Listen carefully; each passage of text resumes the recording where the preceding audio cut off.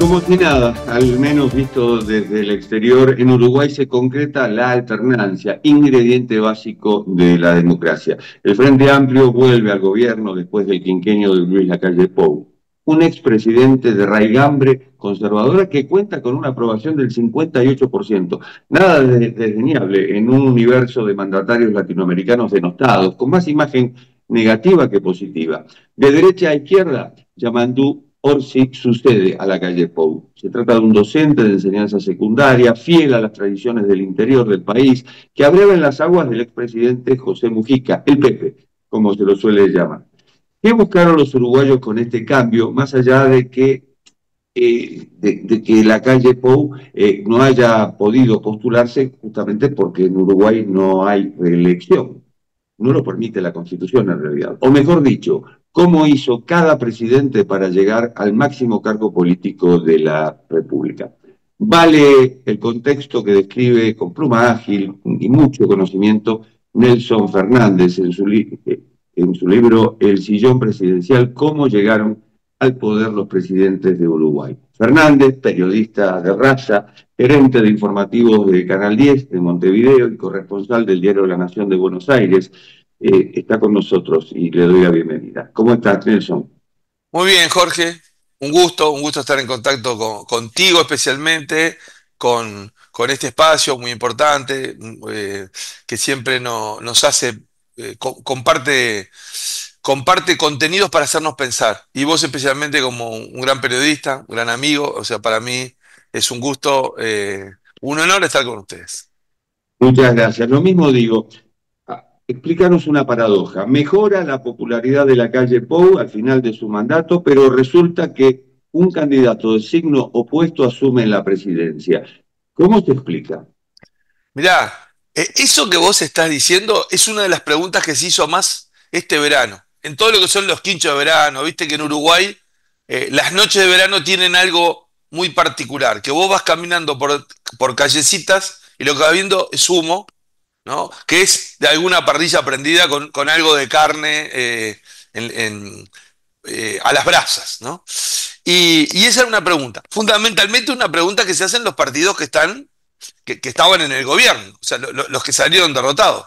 ¿Cómo perdimos? Con un presidente que tuviera tal popularidad, pero además con indicadores económicos bastante positivos. O sea, el desempleo termina bajo, el salario real, o sea, el poder adquisitivo de los salarios termina en un punto récord. El ingreso de los hogares en su poder adquisitivo, o sea, no solo salarios, sino el conjunto de los ingresos, con pasividades, pequeños comerciantes, dividendos, etcétera.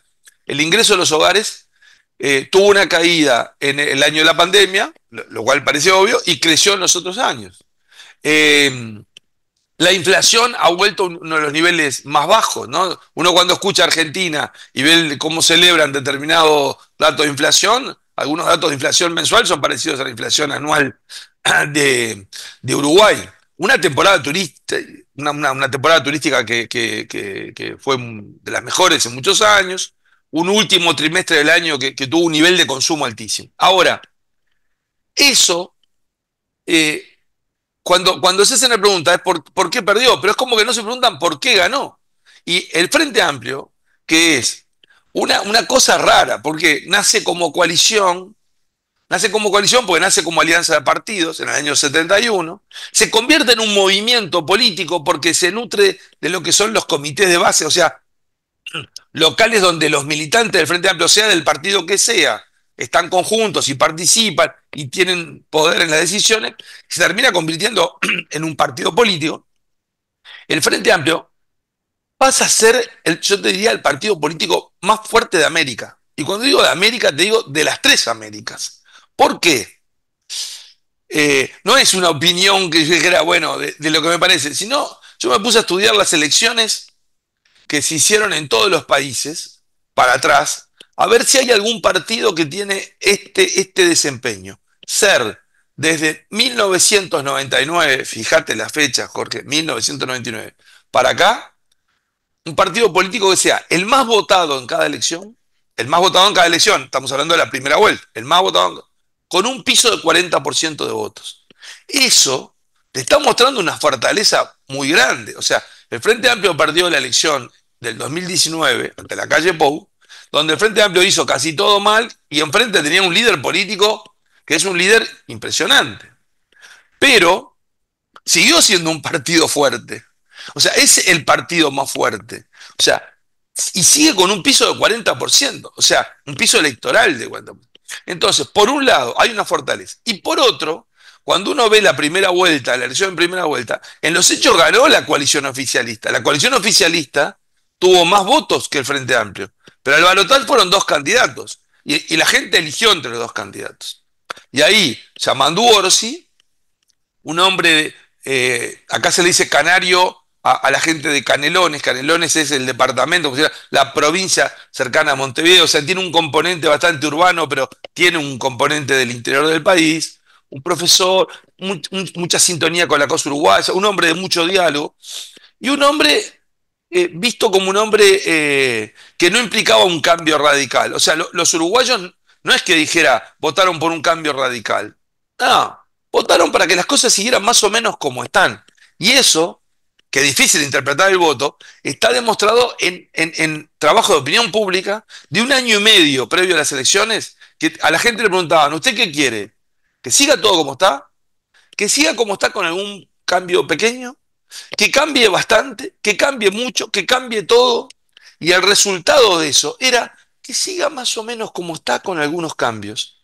Eso no era un empuje de cambio fuerte, pero tampoco era una seguridad de siga todo como está. Entonces, por ahí es difícil, ¿no? Digo, hay varias explicaciones políticas, de desgaste del gobierno, con episodios que lo fueron desgastando, pero con un presidente que se fue con una popularidad altísima, con una aprobación de gestión altísima, pero la gente dijo, bueno, no estoy votando por un cambio, estoy votando esto, con un partido político, Jorge, que es digno de estudio, es de una fortaleza increíble. Déjame hacerte una pregunta. ¿Qué tan de izquierda es el Frente Amplio entonces? Bueno, el Frente Amplio es más de izquierda de lo que parece o de lo que gobierna. O sea, cuando uno mira el Frente Amplio y su composición y los partidos, mira, los principales partidos tienen una orientación ideológica de izquierda pura. Todo esto, claro, quedó bastante desacomodado luego del 89 con la caída del muro de Berlín, con la caída del bloque del socialismo real y con la implosión de la Unión Soviética. Pero uno diría, los principales partidos siguen apuntando a una meta de socialismo en algún momento de la vida. Y los espacios que son más socialdemócratas y socialcristianos han perdido espacio. Pero el discurso público del Frente Amplio no es marxista. Los documentos, cada vez que hay un congreso, los documentos siguen con una matriz ideológica de izquierda pura y dura. No la izquierda bolivariana, no la izquierda esta que vimos en Venezuela, Bolivia, Ecuador, bueno, pero una izquierda izquierda. Es más, los documentos, cuando uno ve todos los congresos de los partidos del Frente Amplio, decían, tenemos que volver al gobierno, pero ojo, para hacer un gobierno de izquierda, no para corrernos al centro, porque cuando llegamos, es como que el Frente Amplio aquello decía, llegamos al gobierno, ahora tenemos que cuidarnos, no podemos bandearnos mucho. Entonces, para mucha militancia, para mucha dirigente, dice, che, esto tuvo gusto a poco, ahora sí tenemos que corrernos a la izquierda. Pero cada vez que llega la elección, los dirigentes leen estas mediciones que te digo. Entonces, estas encuestas de las que yo te hablo eran encuestas que tenía el comando político de Orsi, que decían, no quiero cambios bruscos. Entonces, el discurso, uno ve el programa, uno ve los documentos, son más de izquierda. Cuando uno ve el discurso de un Orsi, y no te parece un hombre te parece un hombre de centro izquierda. Sin embargo, él integra.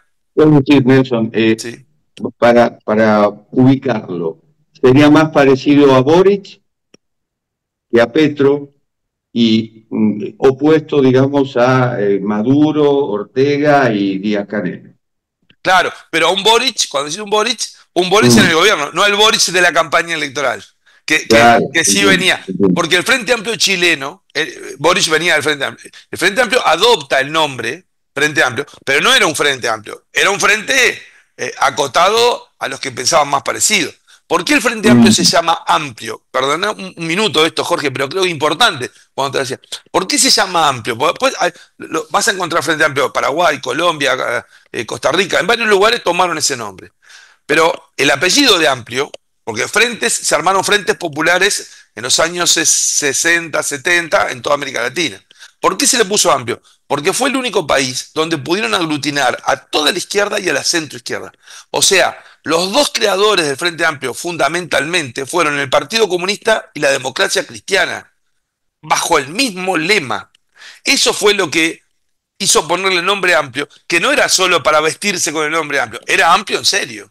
Y eso es lo Pero, que le permitió. pero más allá de amplio, a ver, Partido Comunista, ponele ateo y la democracia cristiana, cristiana. Es una mezcla rara. Bueno, no solo eso, vos fijate que en el 2004 yo decía, es el frente más amplio de la historia, porque si vos mirás las listas, tenés comunistas, socialistas, trotskistas posadistas, maoístas, anarquistas, socialdemócratas, socialcristianos, demócratas cristianos, umbandistas, masones, o sea, artiguistas, indigenistas, movimientos LGTB, feministas, eh, ambientalistas. Lo que encontrás ahí eran listas como que decir, tantas puertas de entrada como te podías imaginar, ¿viste? Es como un gran shopping electoral, pero un gran shopping electoral que además tiene, como dijera, es un shopping con la feria de la salada, ¿viste? O sea, eh, es una cuestión muy fuerte. Eso es parte de lo que le da fortaleza electoral, porque además eso, Jorge, no solo es tan diverso, sino que tiene una estructura común, una toma, procedimientos políticos, toma de decisiones establecidas, entonces tiene un empuje a la unidad fuerte, pese a esa diversidad. O sea, es una expresión de unidad política con diversidad, que es lo más difícil. Nelson, dentro de las curiosidades de Uruguay, en la calle Pou planteó varias veces la posibilidad de un acuerdo de libre comercio con China, que también es como ir a las antípodas. Eh, ¿Qué postura tendrá Orsi frente al Mercosur, frente a Estados Unidos, frente a Brasil y frente a China también? ¿Cómo lo ves? Mira, esa es una pregunta buenísima, Jorge, porque vos mencionás? Luis Alberto Calle Pou es un liberal, ¿no? Su enfoque, eso lo puso muy a prueba con la pandemia, cuando él levantó la bandera de la libertad responsable, mientras Argentina hacía cuarentena, acá decía la libertad, o sea, él manejó siempre el concepto liberal. Y, es decir, soy tan liberal que estoy dispuesto a hacer un tratado de libre comercio con China, que es un país comunista. ¿Mm? Curiosamente, ¿cuál fue el otro antecedente de un presidente que quiso hacer un tratado de libre comercio? Tabaré Vázquez, que cuando llegó al gobierno integraba el Partido Socialista, que se define como marxista y leninista. Y Y, lo quiso hacer con y, Estados y Unidos. lo quiso hacer con Estados Unidos. O sea, esa es una particularidad muy especial. Ahora, lo que vos decís, Orsi integra el Movimiento de Liberación Nacional Tupamaros y el Movimiento de Participación Popular. Es un movimiento que nació en el año, se empezó a formar en el año 62, se terminó de conformar en el año 66 como una guerrilla, y bueno, y ahora se están cumpliendo 40 años de la vuelta a la democracia, que salieron presos y que hicieron un pronunciamiento de abandonar la lucha armada.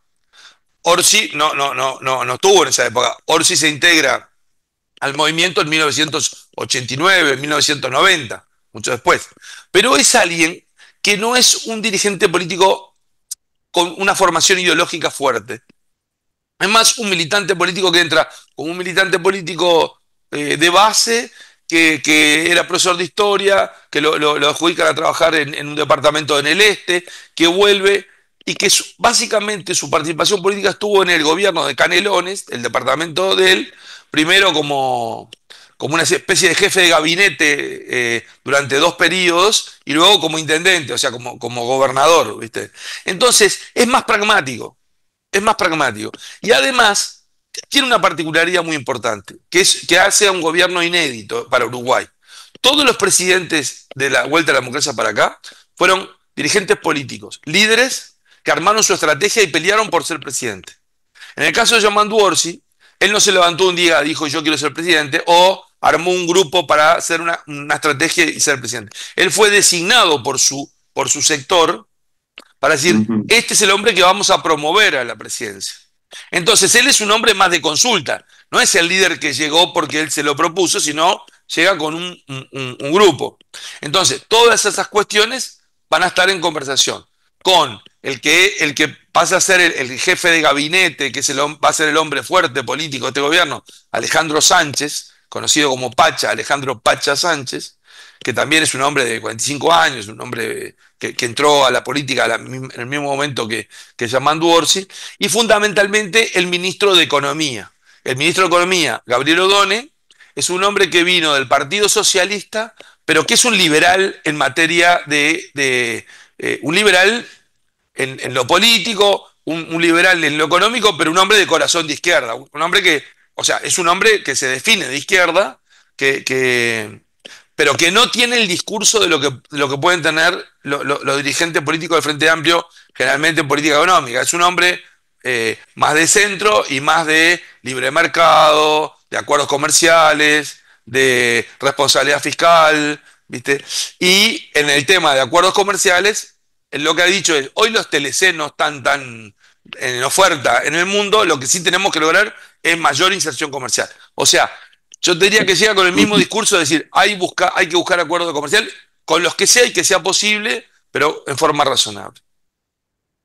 Un placer, Nelson Fernández, verte, escucharte y por supuesto leer El Sillón Presidencial, cómo llegaron al poder los presidentes de Uruguay. Muchas Bueno, gracias. Jorge, muchas gracias a ustedes. El libro de cómo llegaron, creo que también habla, Uruguay está cumpliendo 40 años de democracia. El libro tiene un origen en cómo llegaron todos.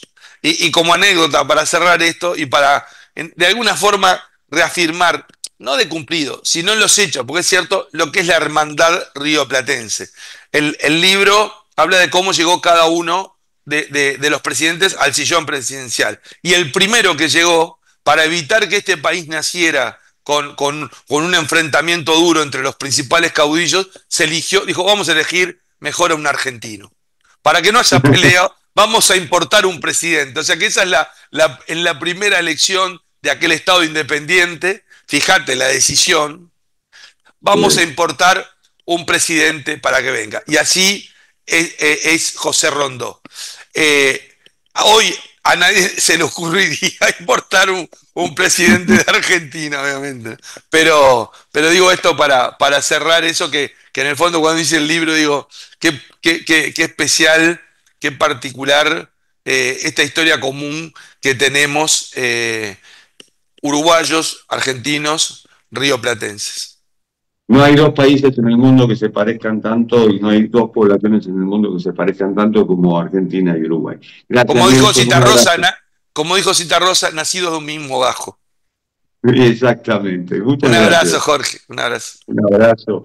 Y esto ha sido Cuarto de Hora, el programa de Canal TV que se retransmite por el canal E de Buenos Aires. Nos reencontramos en la próxima. Chao.